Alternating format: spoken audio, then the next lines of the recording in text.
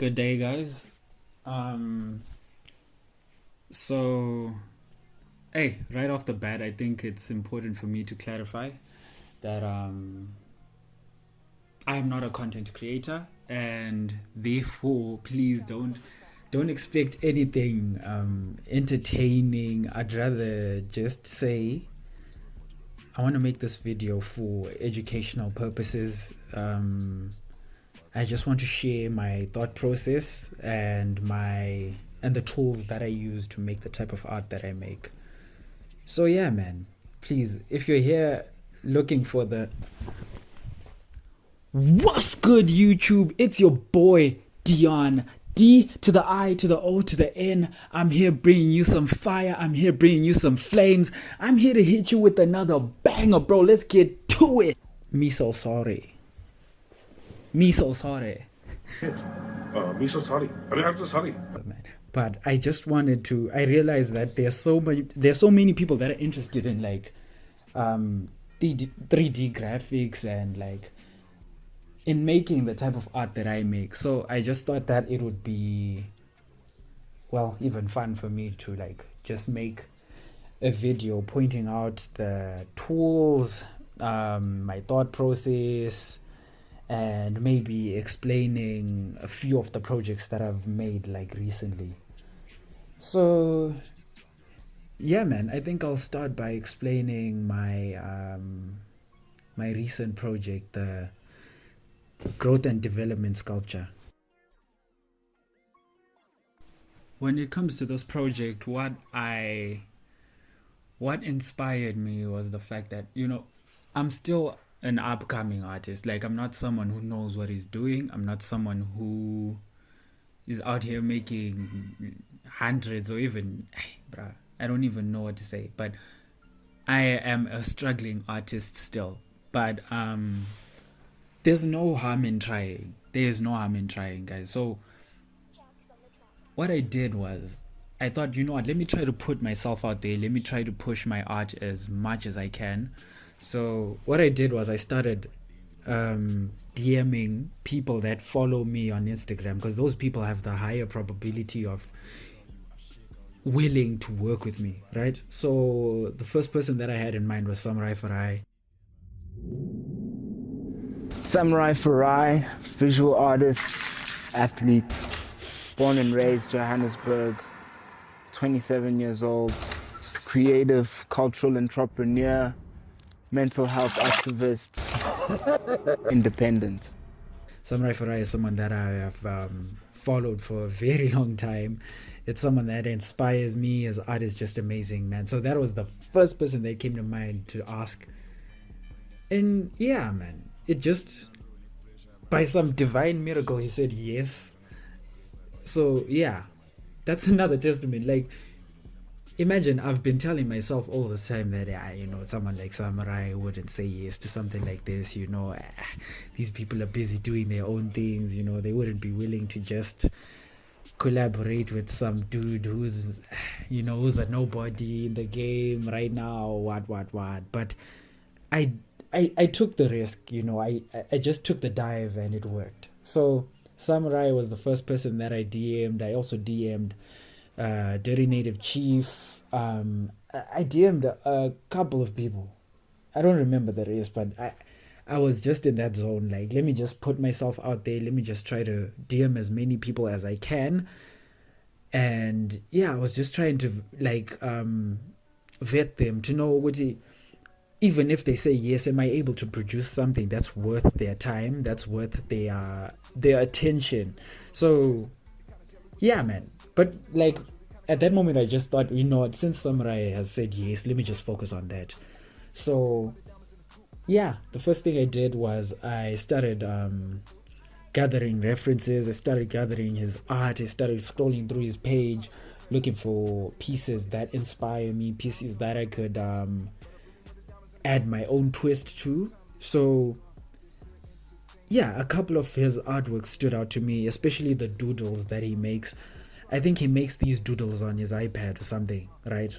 Those ones were the easiest for me to like translate from 2D to 3D, because with doodles, it's clean. You don't have to now start looking through the oil paint and what. They're just simple shapes and what. So what I did was I gathered my references. I started creating sketches, trying to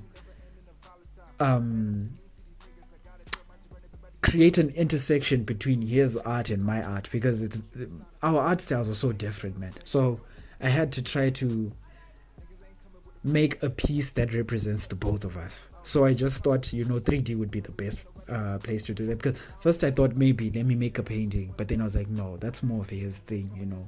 I don't think I'd be able to like mimic the things that he does with his oil paintings. Like, they're just crazy.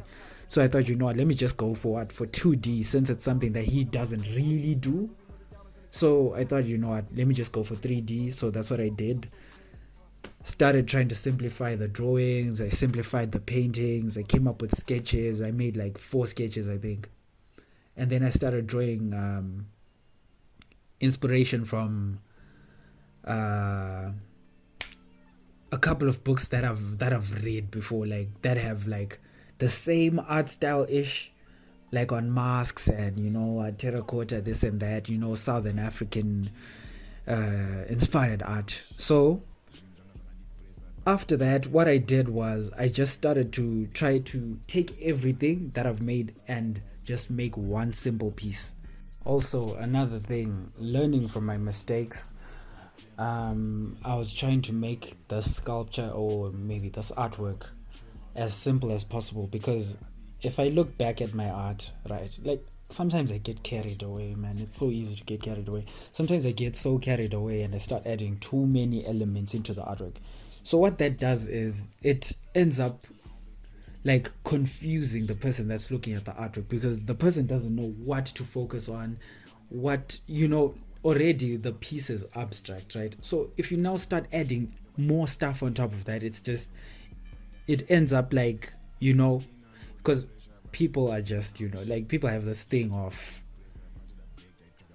they need something that's easily digestible at first glance. So if you make your artwork too complicated, sometimes it makes the person too lazy to think. So what I was trying to do with this piece is to put as less elements into the artwork as possible. So I wanted the piece to be the focus and just a few elements in the back, just something to represent the theme. After I collected the references and I had my sketch down, what was left to do was to now make the 3D sculpture. So when it comes to 3D sculpturing, right, I use ZBrush to sculpt. I've found that using Blender, I don't know, and I also believe that ZBrush is more suited to the task. It's like using Photoshop for paintings, right? It works, but then using an app like Clip Studio Paint, which I use, it feels more natural with the app. I don't know how to simplify it, but then ZBrush for me works best for sculpting because it's primarily made for sculpting. So yeah, I started off sculpting, started from the head to the shoulders. I don't know, yeah, I called them the shoulders. I'm not sure what Farai calls those, but then yeah, whatever, to the feet and what. I posted my progress. I posted my breakdown of the sculpture, and then what I did was I sent it to Farai. He had a few pointers. So what he suggested was that I change his grills. I changed the teeth. What I had originally put on the sculpture as teeth, he suggested that I put those as grills, his original grills, because he has these grills, right? So I had to go back to his profile, started scrolling through the pictures, looking for the grills, and I couldn't find a clear picture. There were a few pictures there, but then like they weren't. Yeah, but then the reference that I found, it was good enough. So took the reference, decided to remove the teeth and then replace the teeth with proper teeth, and then I started just working in layers, putting the teeth, putting the grills and what. Had to make sure that I stay as close as possible to the original, to the reference, right? So it wasn't, it took some time. It took some time because I'm not used to directly referencing something. I'm used to just stylizing. I have an idea. I don't do what I'm supposed to do. I do what I feel like would look cool. So like for me to like start trying to reference directly from the image to a 3D sculpture, like directly, that's something that I'm not used to doing. I've done that before, but I'm not really used to doing that. Even my paintings, like I don't really like to translate directly. I'd rather add my own style, add my own elements, add a sword in there, add something, add scars, I don't like translating something directly.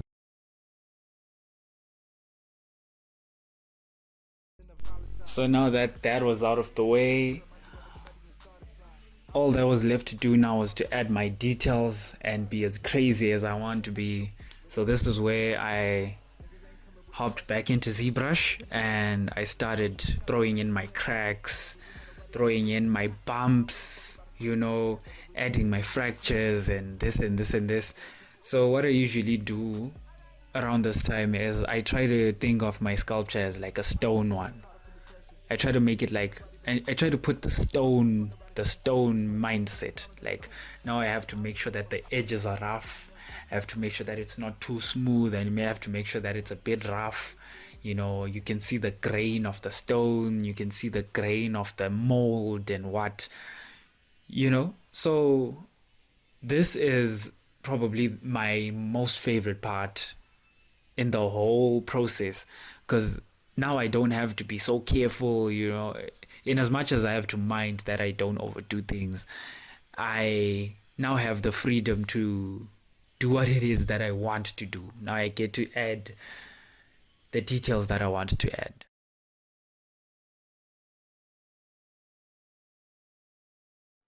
So around these parts is when I start to add my color grading. I'm now, first I color correct. So now what I recently learned is that color grading and correction are two different things. So what you do is to color correct first. Make sure that your lighting is nice, make sure that your shadows are in the right place, make sure that the ambience is good and all that. And then color grading is where I now take my yellows and turn them gold, turn my reds into oranges. That's grading and creating a mood, shall I say. Yeah.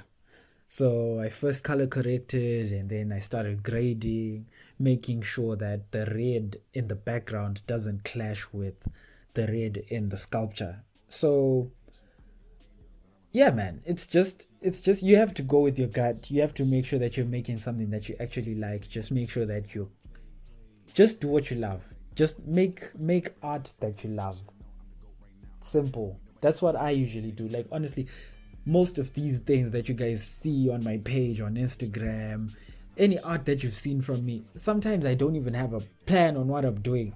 For example, this painting that ended up being named Rosetta by Komi Kujo. Right. I had no idea what I was doing. All I knew was the fact that I wanted to make a female face that looks good in a suit with nice hair. And I had one reference, this picture, and then I just went with the flow.